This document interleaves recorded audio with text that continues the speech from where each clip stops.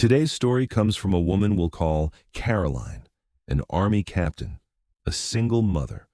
48 pounds of trust she left in her parents' hands when her country called her overseas.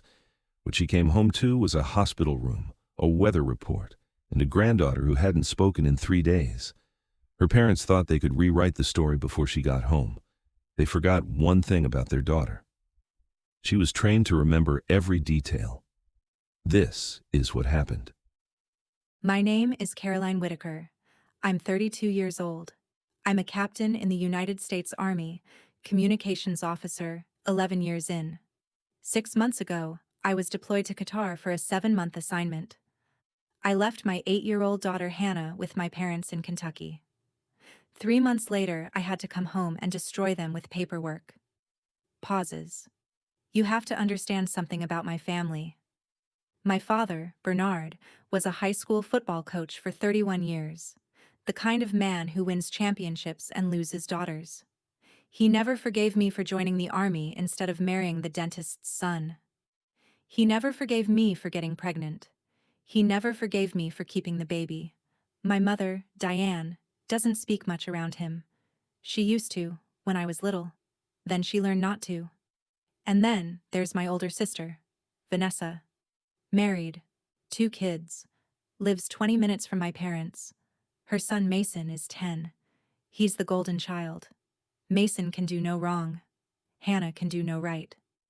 I knew all of this when I dropped Hannah off in September. But I told myself it would be different this time. Hannah was older. She could call me. She could speak up if anything went wrong. I sent my parents $1,400 a month for her care. School supplies, clothes, activities, everything. I called every Wednesday and every Sunday at 8 p.m. their time. For the first 6 weeks, Hannah was cheerful on those calls, telling me about her teacher, about the cat next door, about a girl named Bella in her class. By week 8, she was quieter. By week 10, she was barely speaking. By week 12, my mother started taking the calls instead.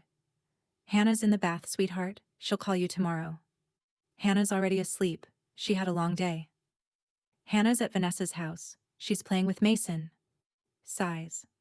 I knew something was wrong. I just didn't know how wrong. Pauses. The package arrived at my base on a Tuesday. A care package from my mother.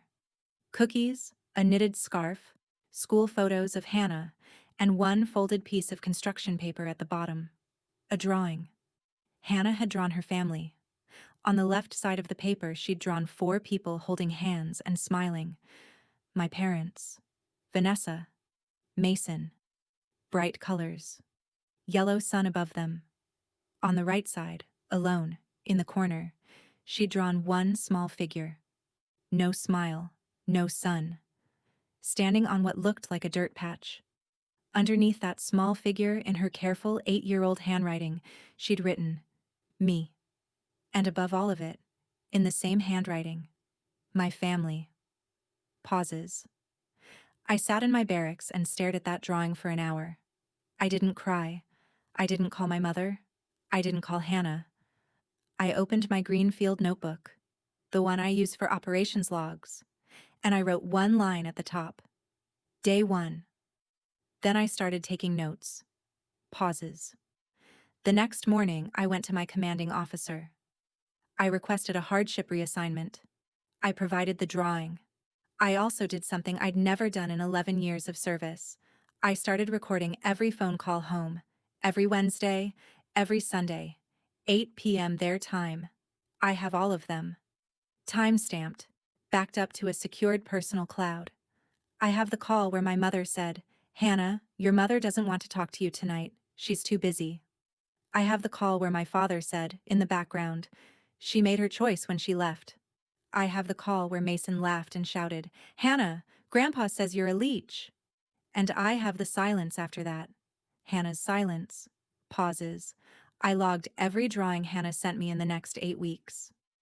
Each one darker than the last. By December, she'd stopped using yellow at all. I logged every photo my mother sent. Hannah was thinner in each one. I logged a phone call from Hannah's school in November. They left a voicemail asking why her behavior had changed. why she'd stopped raising her hand, why she'd cried in the lunchroom. My mother never told me about that call. I requested Hannah's school records through a power of attorney process. The records showed 3 teacher referrals in 11 weeks. The teacher had written, "possible home environment concern" on the second one. My mother had signed every form acknowledging receipt. She'd never told me. Pauses. In early January, my reassignment came through. I was being rotated home early. 2 weeks. I did not tell my parents. I told my sister Vanessa I'd be home in March. She believed me. She passed it on to my parents. They relaxed. They thought they had 2 more months to clean up whatever they were doing. They had 13 days.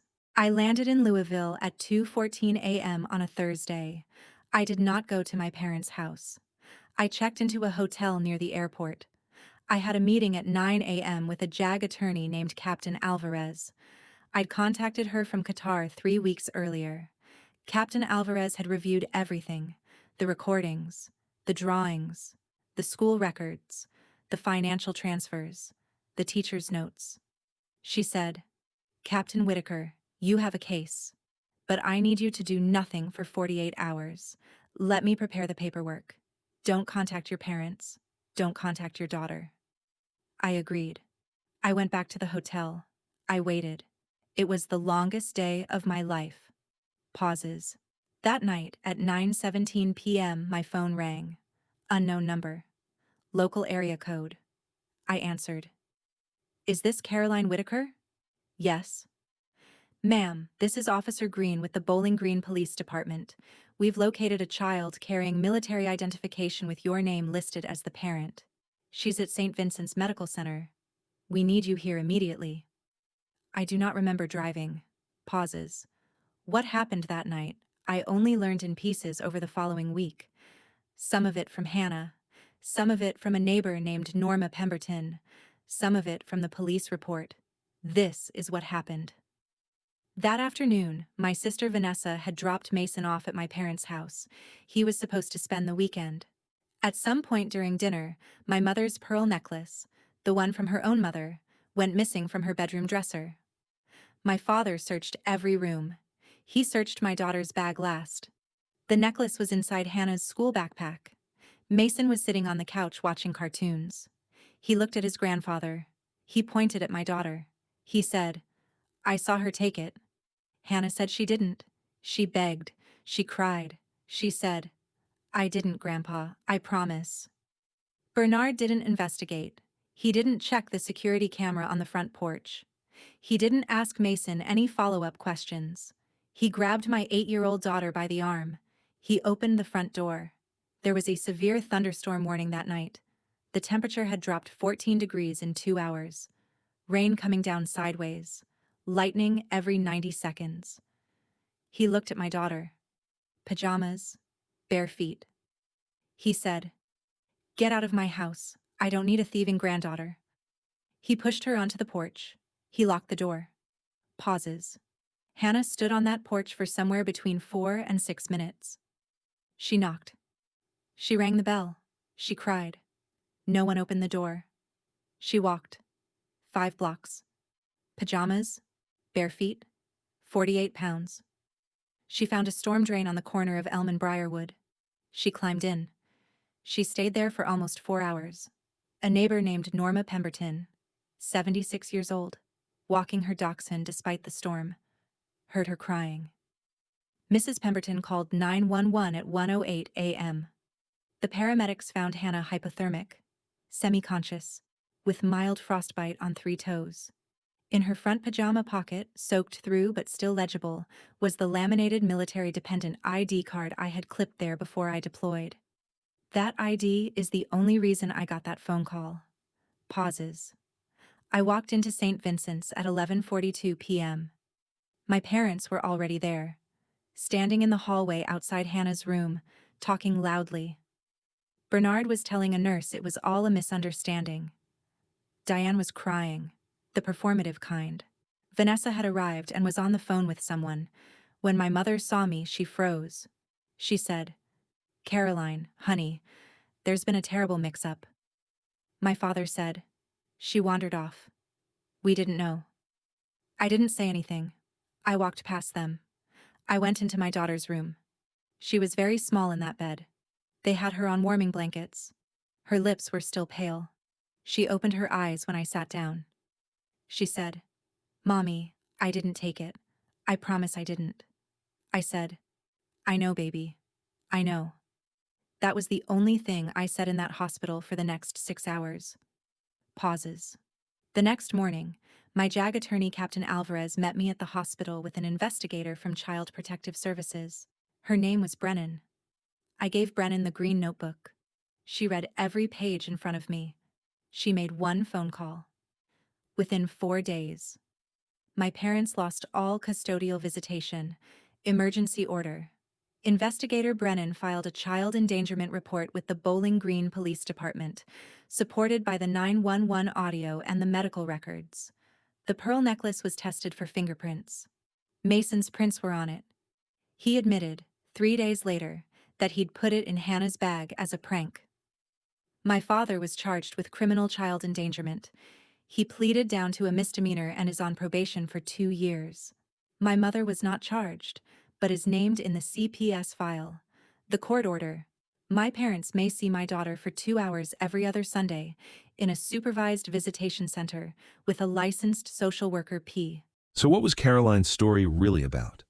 It wasn't about a storm, or a stolen necklace, or even a cruel grandfather. It was about something military families know that civilian families sometimes forget. The most powerful response to abuse is documentation. Pauses. Psychologists have a name for what Caroline's parents were doing during those 7 months. They call it scapegoating. It's a family dynamic where one child, or in this case, one grandchild, is silently assigned the role of the problem. Every conflict gets blamed on them. Every misbehavior gets attributed to them. Every accusation gets believed without question. Scapegoats almost never get heard. Because by the time they speak up, the family has already decided who they are. Caroline understood something most parents in her position never figure out in time. Yelling wouldn't save her daughter. Confrontation wouldn't save her daughter. Even pulling Hannah out of that house early wouldn't have saved her. Not really. Because her parents would have rewritten the story.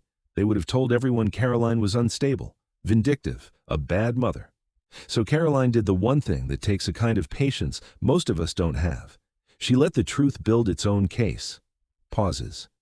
Here's what every parent watching this needs to hear. When someone is hurting your child quietly, the answer isn't volume. The answer is paper. Records, recordings, drawings, timestamps, school notes, medical files, a green notebook nobody knows about. You don't have to win the argument, you have to win the file. Have you ever known a child who was treated differently by their own family? A scapegoat? Tell me their story in the comments. I've read every single one. And next week's story? A woman who found her late father's second life and a key to a safety deposit box her stepmother spent 12 years pretending didn't exist. What was inside changed how the family treated her overnight. Subscribe so you don't miss it.